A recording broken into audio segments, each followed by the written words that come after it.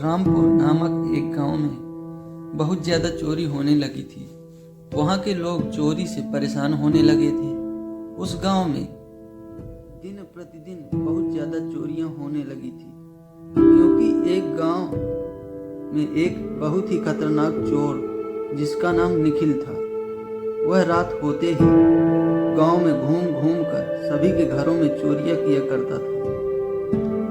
यह सभी देखकर लोग गांव के बहुत ज़्यादा परेशान हो गए थे, क्योंकि आए दिन किसी न किसी के घर में चोरी की वारदात को अंजाम दिया करता था।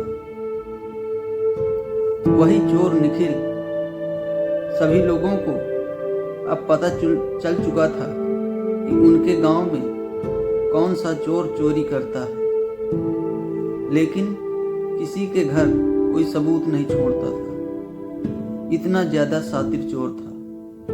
एक दिन निखिल किसी के घर में सुबह के 4 बजे चोरी करने के लिए गया था, और दुर्भाग्य की बात यह थी कि उस घर के सभी मेंबर जागे हुए थे। तभी निखिल को चोरी करते हुए घर के एक मेंबर ने देख लिया था। घर के सदस्य निखिल को चोरी करता देख चोर चोर चिल्लाने लगा और शोर मचाने लगा था।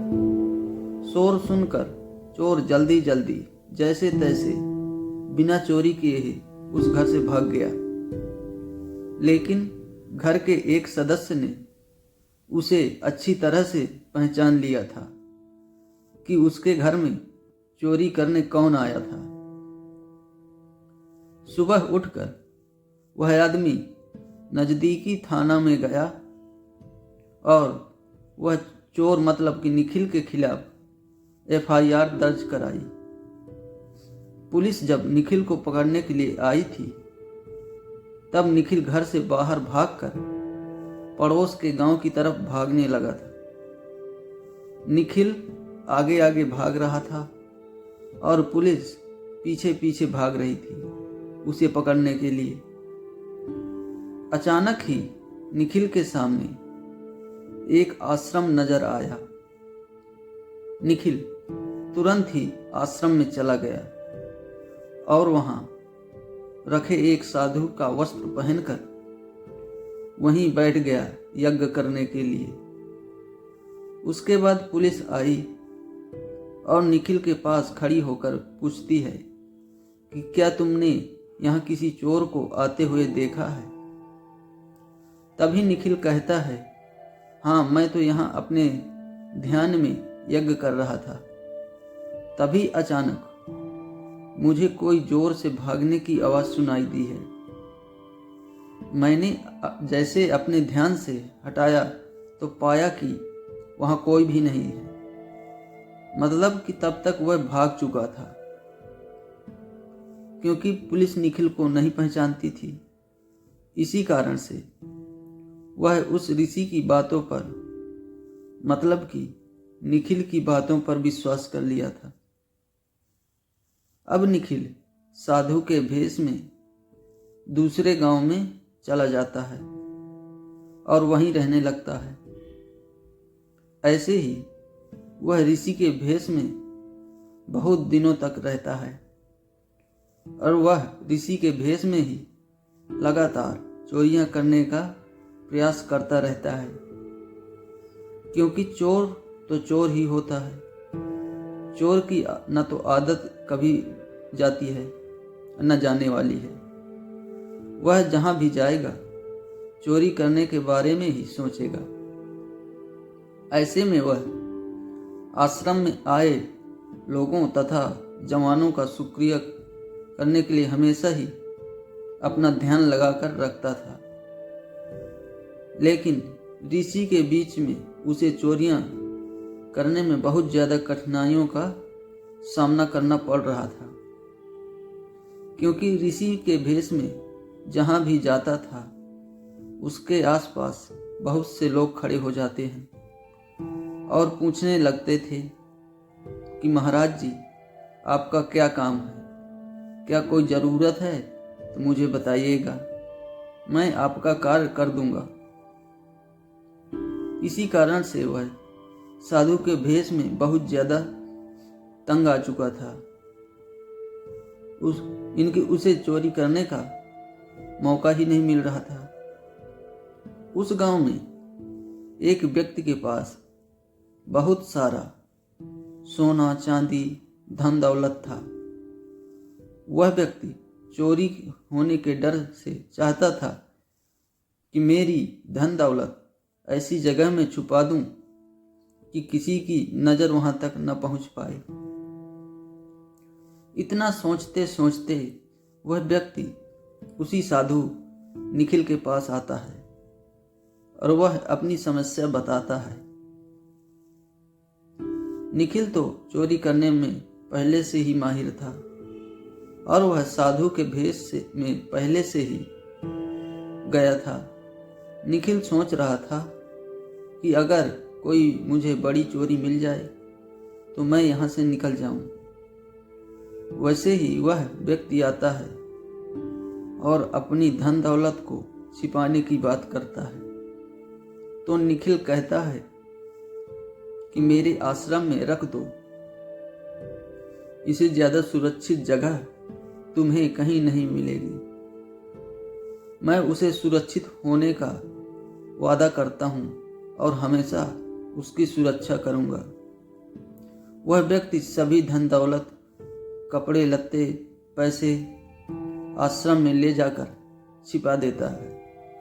कुछ दिनों तक तो निखिल उसकी सुरक्षा करता है, लेकिन वह उसे लेकर भागने की फिराक में ज्यादा रहा करता था।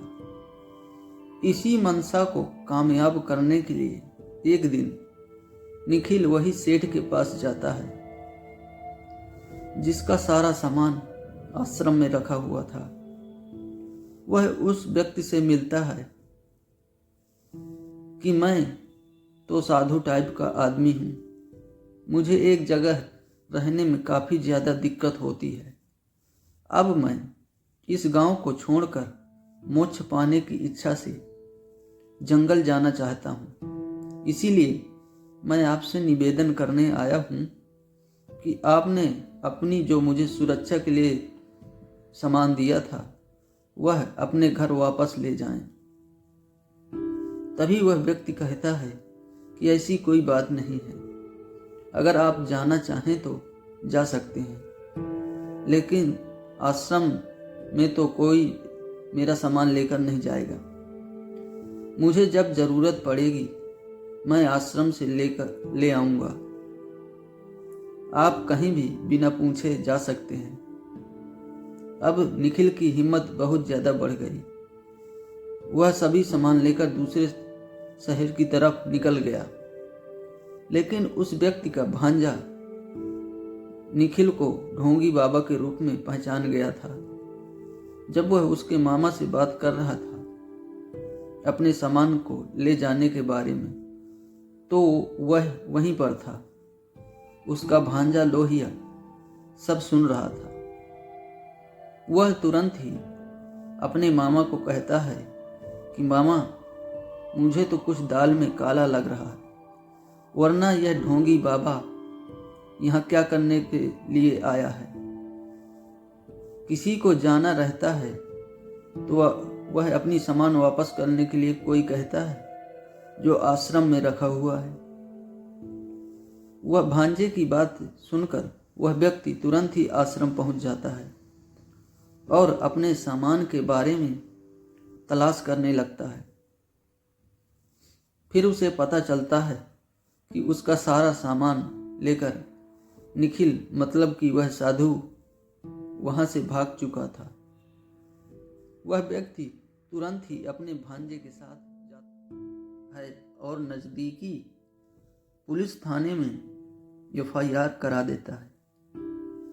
फिर उसके बाद पुलिस निखिल को ढूंढने के लिए इधर उधर पूरा फैल जाती है और अंत में उसे पकड़ लिया जाता है। उसे पकड़कर फिर जेल में बंद कर दिया जाता है।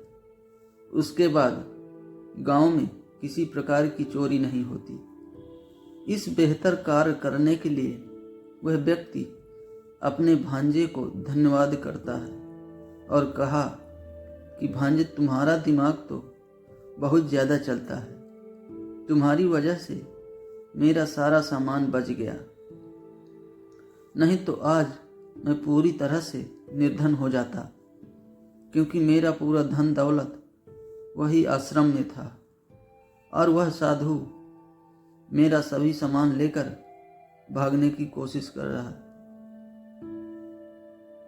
इस मोटिवेशनल स्टोरी में शिक्षा मिलती है कि हमें अपने समाज से, अपने परिवार के साथ किसी भी प्रकार की चोरी या किसी प्रकार का गलत कार्य नहीं करना चाहिए। इस मोटिवेशनल कहानियों में हमें यह भी सबक मिलता है कि हमें अपने परिवार के प्रति पूरी श्रद्धापूर्वक उनका सहयोग करना चाहिए। अगर हमें जहाँ लगता है कि यह कोई काम गलत हो रहा है तो हमें अपने बड़ों या छोटों से किसी प्रकार के घबराने की ज़रूरत नहीं है, उनसे बेझिझक बोलना चाहिए